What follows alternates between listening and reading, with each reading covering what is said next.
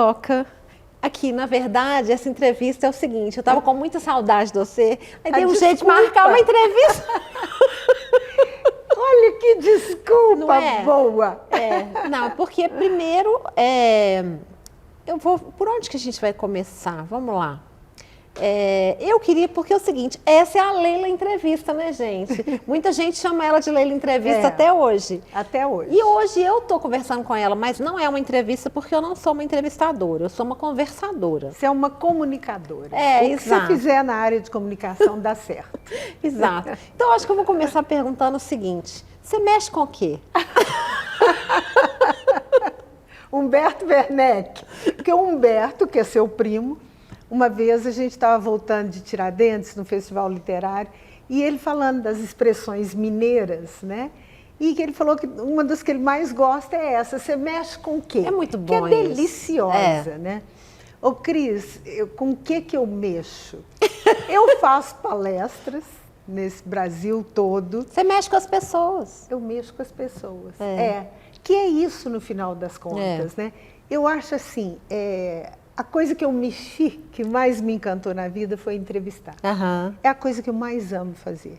E sem dúvida te formou como a Leila que você é hoje, não só como profissional, mas como pessoa também, né? Claro, as entrevistas foram uma escola, né?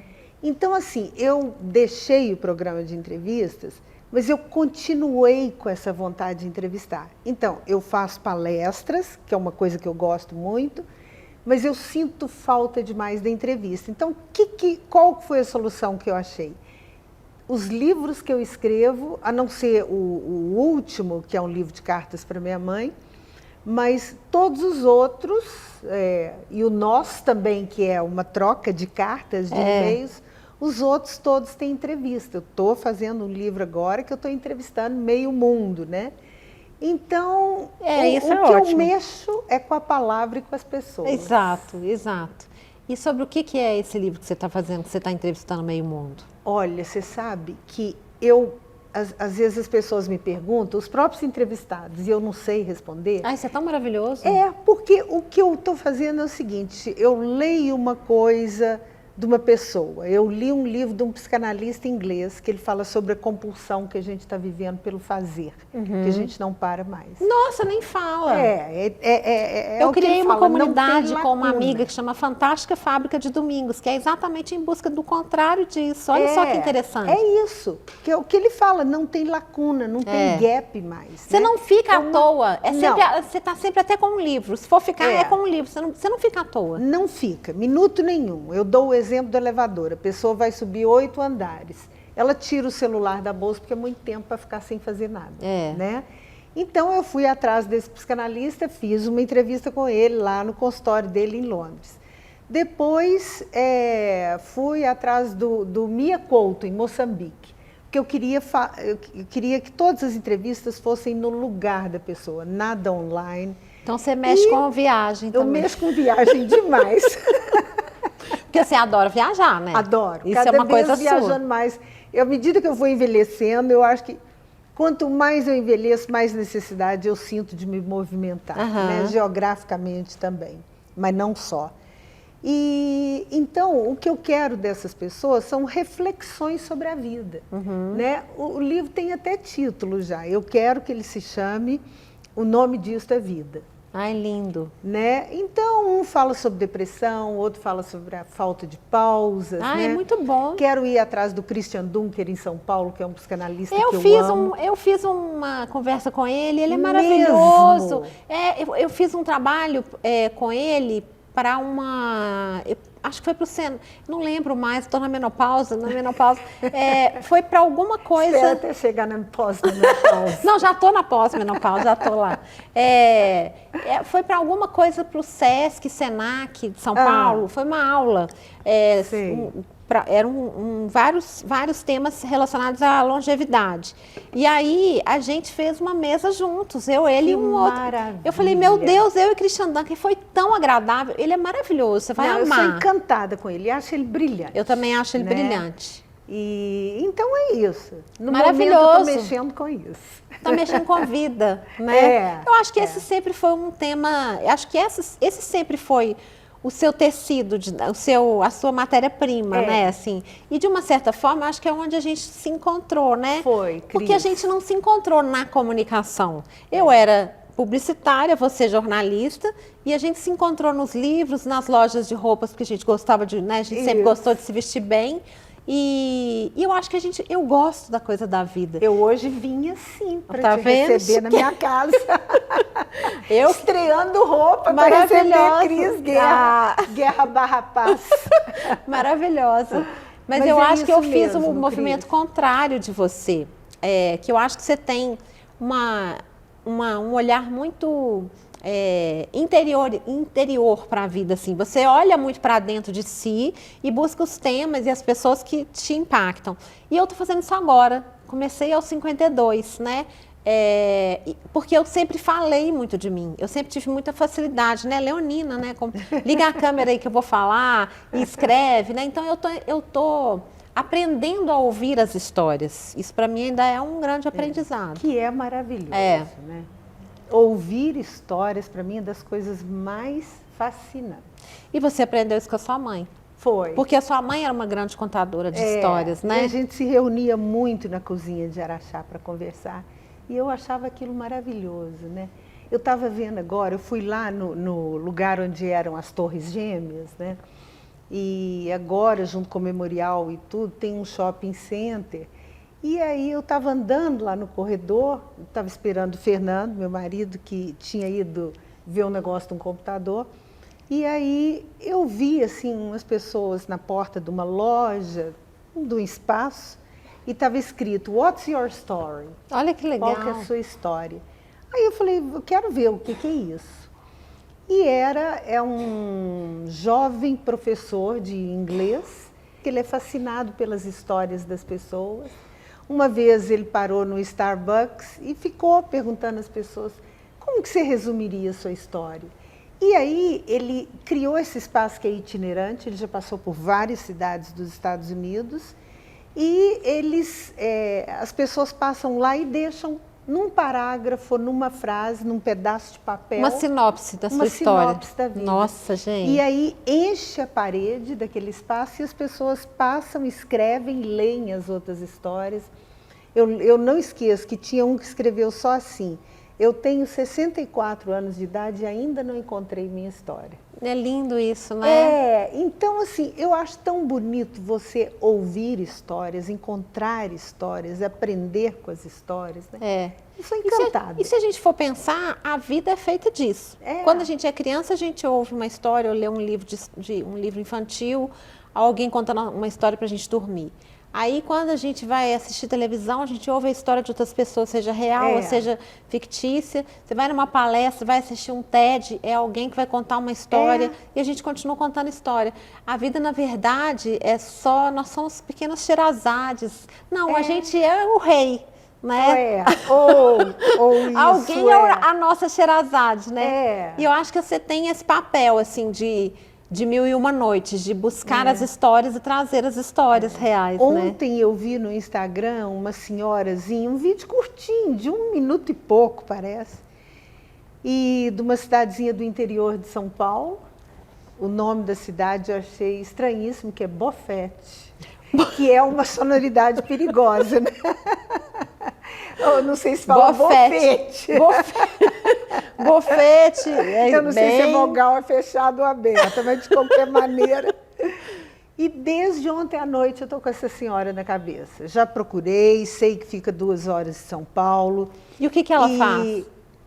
Ela é uma senhorinha humilde, de chinelinho, com pouquíssimos dentes na boca, e ela falando da vida. Ai, que coisa linda. E ela teve uma frase que ela falou, que eu falei, eu vou atrás dela. Ela falou assim, eu não paro mesmo, velhinho. Ela falou, vocês já viram mosquito sentar? Falei, pronto, eu vou atrás dela. E vou, Cris. Mas com certeza você vai conseguir. Pode não render entrevista por livro, mas eu quero tentar. Nem que renda pelo menos uma história que você viveu enquanto você estava indo atrás dela. Eu apaixonei por ela, desde ontem à noite. Toda hora a Dona Mariquinha vem na minha cabeça. É incrível, é incrível. Eu acho que isso é um talento que você tem, porque não é só ouvir as histórias. Eu acho que é se conectar com elas de alguma forma. Se deixar tocar por elas, né? E se você fosse resumir, então, para o cara que estava perguntando What's your story, o que você resumiria? Nossa, Eu acho que eu pergunta resumiria, a minha difícil. história é ouvir histórias. Eu resumiria a sua história dizendo, Como é que você resumiria a sua? a What's minha, your story? eu fiquei bastante tempo...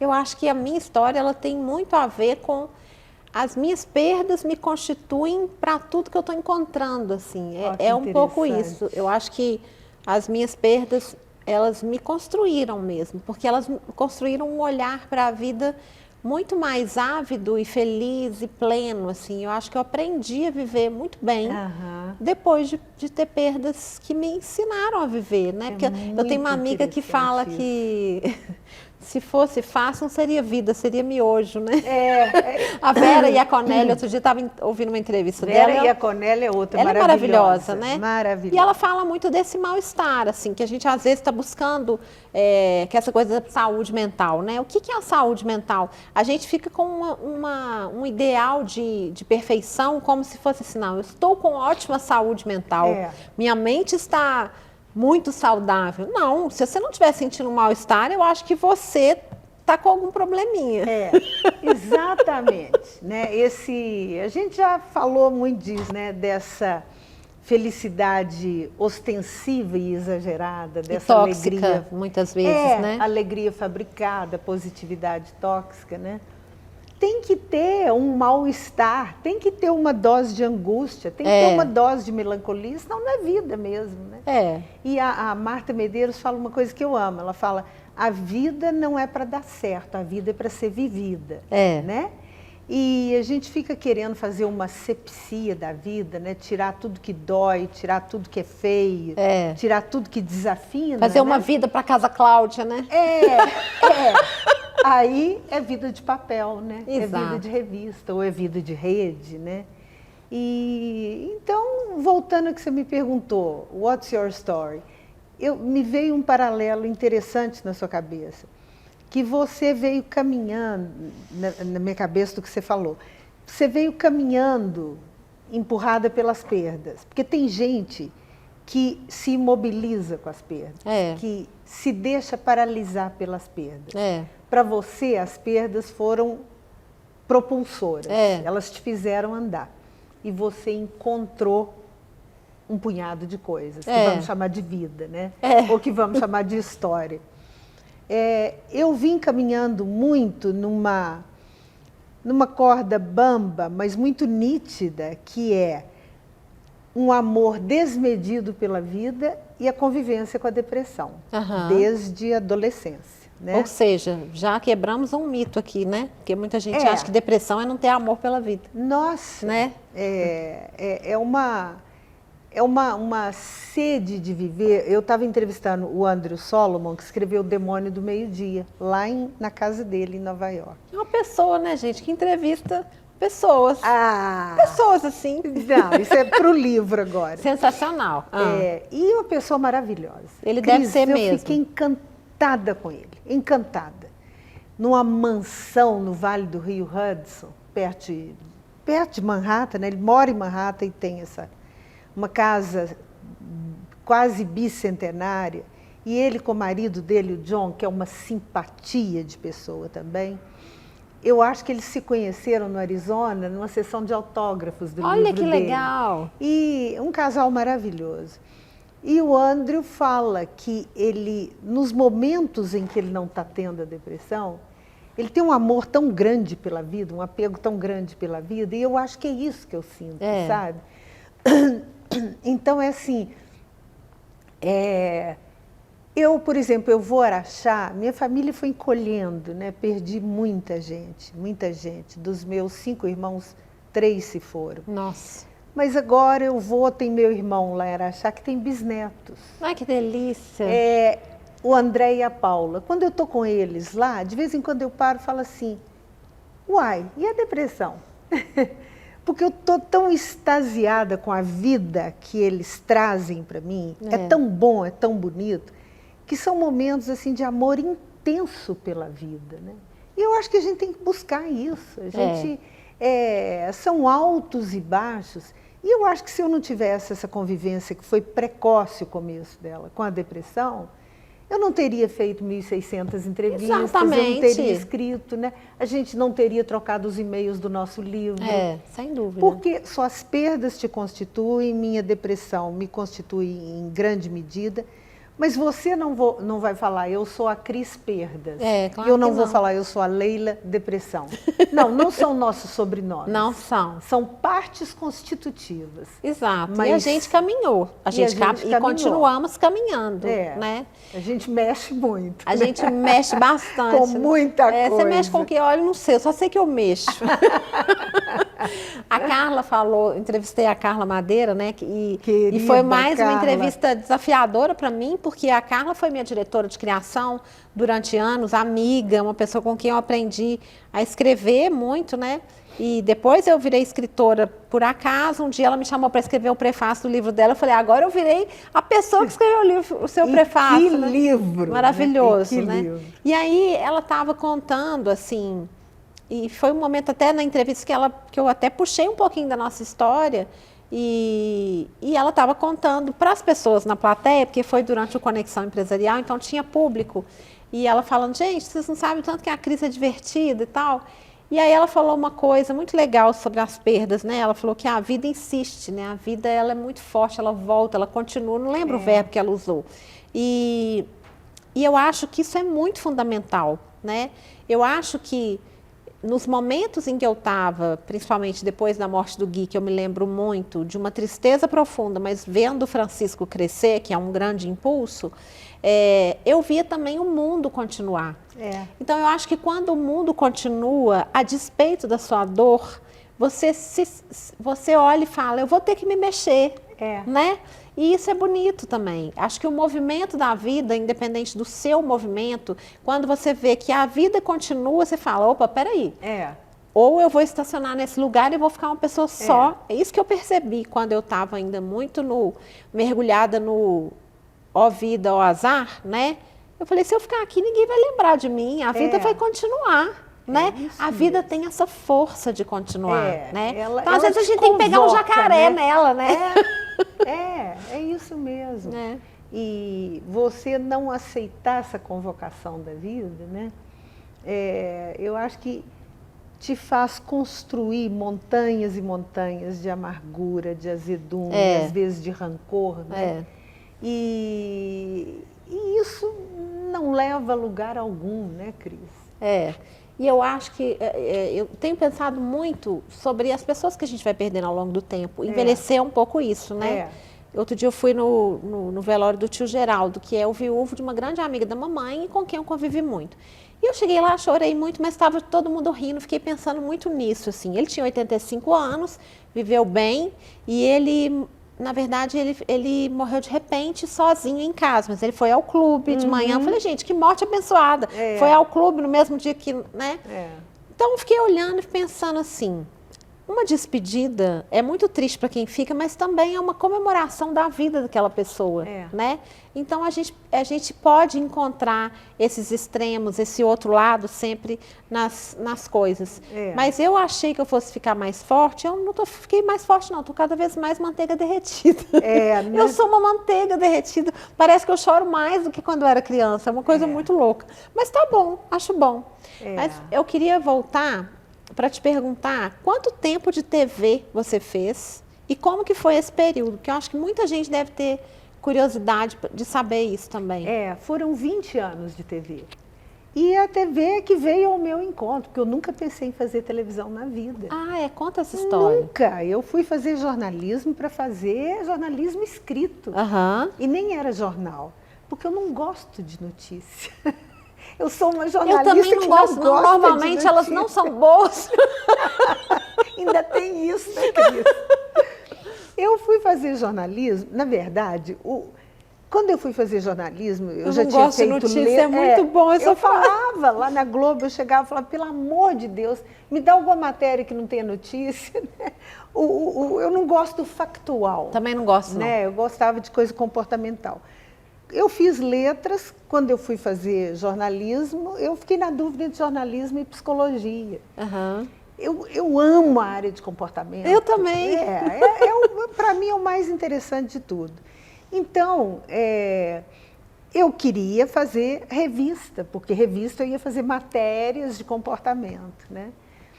Mas aí me formei aqui em Belo Horizonte, o Ronan, meu irmão, estava trabalhando lá em Brasília, e eu fui para morar com ele, para começar a minha carreira, e trabalhei 1 ano no Correio Brasiliense, na editoria de cultura. Eu tinha esquecido dessa parte. E aí o Toninho Drummond, que era meu primo querido, que foi diretor da Globo muitos anos, ele saiu, foi instalar a TV Bandeirantes em Brasília. Conversando comigo, ele falou: Leila, você tem todo jeito para fazer televisão. Vamos fazer um teste na Bandeirantes? Falei: jamais, eu sou tímida, eu não consigo, eu não dou conta, né? E um dia parou um carro na porta lá da casa do meu irmão, o seu Toninho Drummond mandou buscar a senhora para fazer um teste. Muito bom. Eu ainda não era senhora. Né? E eu fui e falei: que teste? O que é para eu fazer? Fala qualquer coisa de cultura.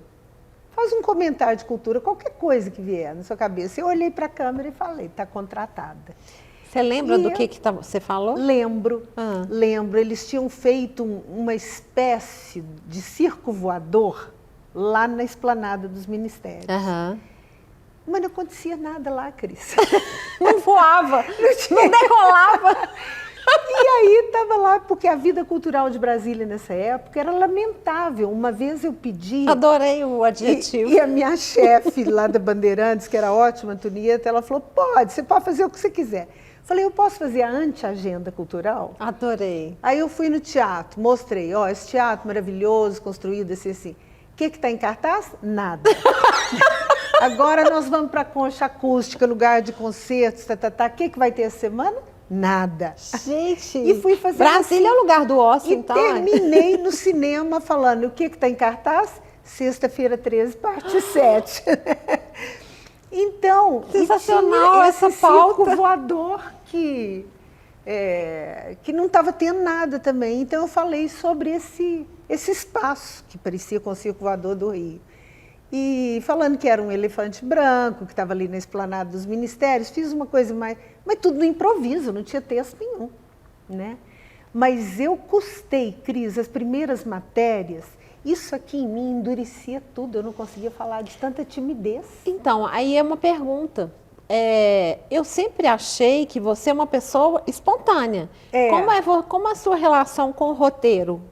Você é uma pessoa que... Eu acho que na verdade, porque eu também só funciono no improviso. Não, eu faço assim, eu tenho que me preparar muito, mas na hora não seguir roteiro. Entendi. Então, por exemplo, lá no Leila Entrevista, eu preparava para cada entrevista. Você lia cada livro fazendo Enem. Gente, nossa, gente. Eu deixei de entrevistar alguns autores porque eu não tive tempo de ler o livro. Imagina. Eu preparava exaustivamente.